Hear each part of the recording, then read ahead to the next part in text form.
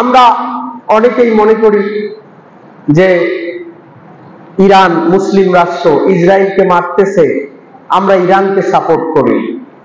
দুই দলেই হচ্ছে জালিম।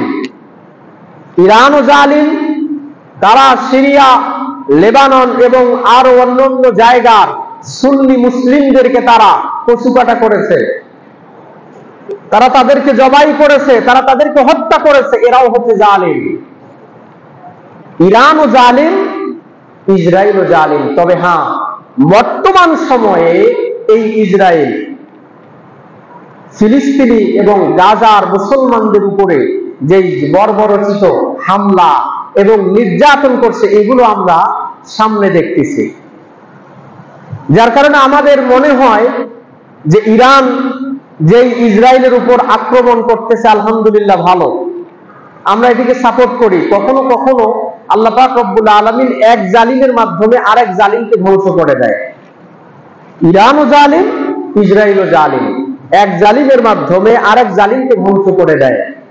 তো আমরা দুইটার কোনো দলকেই সাপোর্ট করি না, না ইরান না ইসরায়েল, দুইটাই হচ্ছে অমুসলিম, দুইটাই অমুসলিম। তবে বর্তমানে এই ইসরায়েল যেরকম ভাবে সেই গাজার মুসলিমদের উপরে নির্যাতন করছে, এটি কোনোভাবেই মেনে নেওয়া যায় না।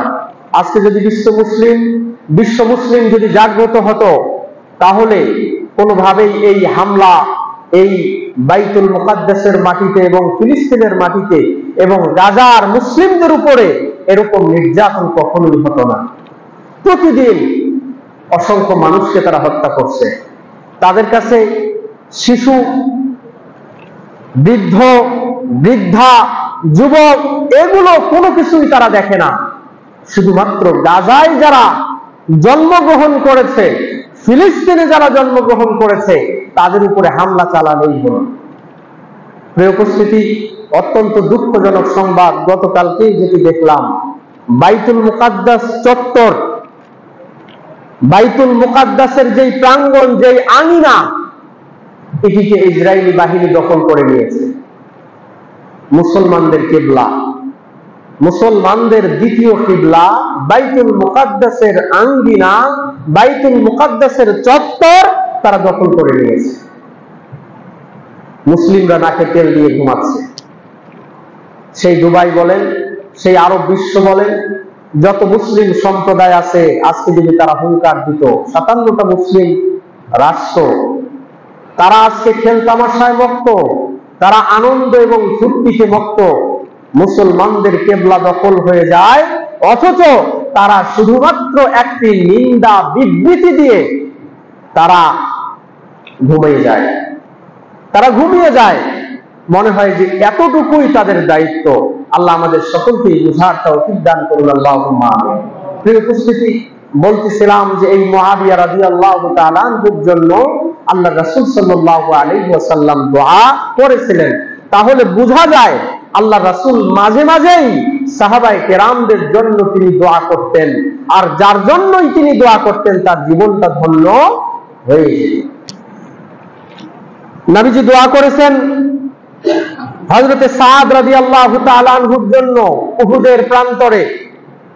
হযরতে সাদের জন্য তিনি দোয়া করলেন, হে আল্লাহ, আল্লাহুম্মা শদুদ রামিয়াতাহু ওয়া আজিব দাওয়াতাহু, হে আল্লাহ, এই সাদের তীর আন্দাজিকে তুমি মজবুত করো। সাদ যখন তীর নিক্ষেপ করবে, সেই তীর যেন লক্ষ্যভ্রষ্ট না হয়, এই দোয়া আপনি কবুল করুন। তিনি দোয়া করলেন। দেখা গেছে সাদ যেই তীরে নিক্ষেপ করত কাফেরদের বিরুদ্ধে, সেই তীর কখনো লক্ষ্যভ্রষ্ট হতো না।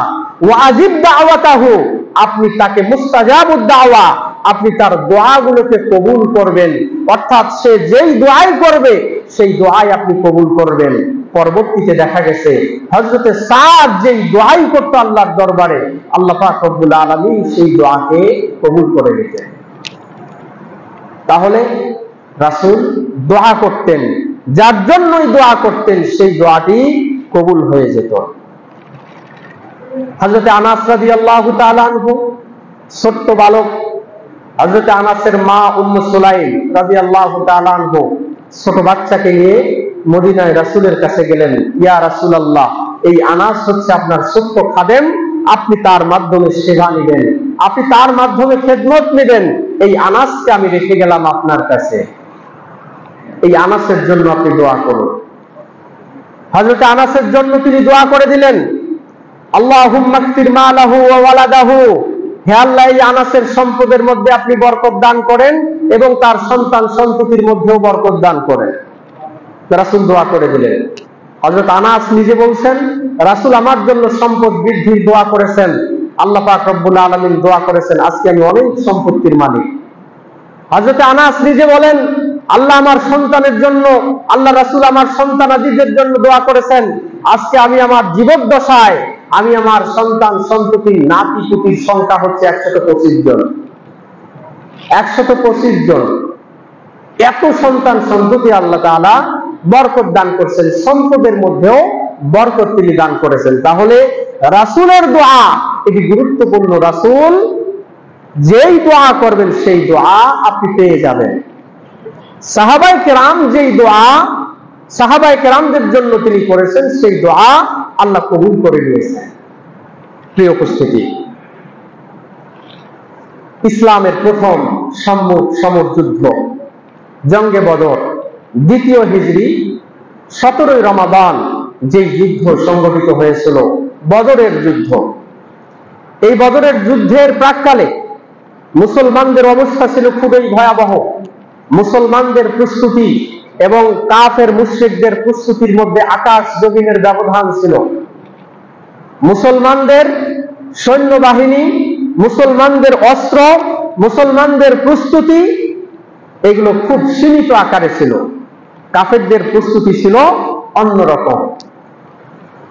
আল্লাহ রাসূল সাল্লাল্লাহু আলাইহি ওয়াসাল্লাম প্রথমে গিয়েই সাহাবায়ে কেরামদের জন্য তিনি দোয়া করলেন, আল্লাহুম্মা ইন্নাহুম হুফাতুন, হে আল্লাহ এই যে আমার সাহাবীরা এসেছে, এই সাহাবীদের পা গুলো খালি, অর্থাৎ এত দরিদ্র যে তাদের পায়ে জুতা পর্যন্ত নেই, তাদের পা গুলো খালি।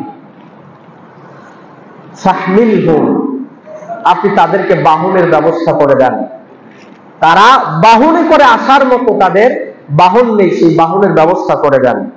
আল্লাহুম্মা ইন্নাহুম উরাতুন, তাদের পরনে ভালো কাপড় চোপড় পর্যন্ত নেই। ফাকসুহুম, হে আল্লাহ আপনি তাদের পোশাক, তাদের পরনে পোশাকের ব্যবস্থা করে দিন। আল্লাহুম্মা ইন্নাহুম জিয়াউন ফাসবিহুম, হে আল্লাহ আমার এই সাহাবীরা তারা ক্ষুধার্ত, আপনি তাদের খাবারের ব্যবস্থা করে দিন। তাহলে কি পরিমাণ দুর্বল প্রস্তুতি থাকলে সাহাবায়ে কেরামদের এমন অবস্থা হতে পারে। মুসলমানদের সংখ্যা হলো 313 থেকে 317 জন, তাদের সংখ্যা ছিল 1000 জন। মুসলমানদের উট ছিল মাত্র 70টি, সেখানে কাফেরদের ছিল 700 জন। মুসলমানদের ঘোড়া ছিল মাত্র 3 থেকে 7টি, অথচ তাদের ছিল 70টি। প্রিয় উপস্থিতি, মুসলমানদের তরবারি ছিল না, তীর ছিল না, বল্লম ছিল না, সীমিত আকারে ছিল, তাদের ছিল অসংখ্য। অথচ আল্লাহ পাক রব্বুল আলামিন রাসূল সাল্লাল্লাহু আলাইহি ওয়াসাল্লামের এই দোয়ার বরকতে এমন বিজয় দান করলেন যে প্রত্যেকটা দোয়াই আল্লাহ পাক রব্বুল আলামিন কবুল করে নিলেন। মুসলমানরা 70 জন কাফেরকে হত্যা করলেন, 70 জনকে বন্দী করলেন। তাদের গনিমতের সম্পদগুলো মুসলমানরা প্রাপ্ত হলো। যাদের পরনে কাপড় ছিল না, আল্লাহ পাক রব্বুল আলামিন কাপড়ের ব্যবস্থা করে দিল। যাদের পেট ক্ষুধার্ত ছিল, আল্লাহ পাক রব্বুল আলামিন ক্ষুধার ব্যবস্থা করে দিলেন খাবারের মাধ্যমে।